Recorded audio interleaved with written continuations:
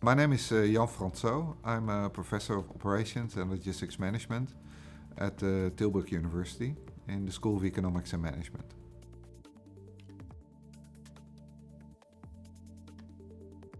It started in 2008 when I initially met a number of researchers from China. We discovered we had a common interest, and this interest is in the area of logistics and transportation. So we initially started collaborating by exchanging students, PhD students in particular.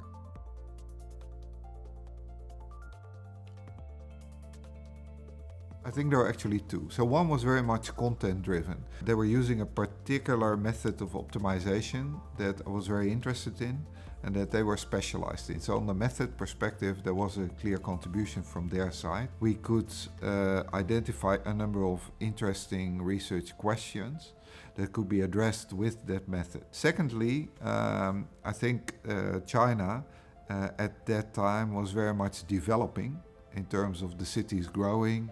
So there were many interesting developments happening in China that we could also learn from. Developments in the retail landscape, which in China go actually much faster than here.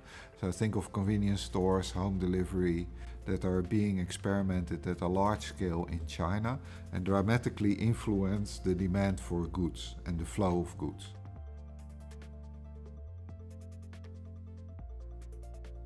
Prior to COVID, we worked together for more than 10 years. We know each other really well. There's a very high level of trust.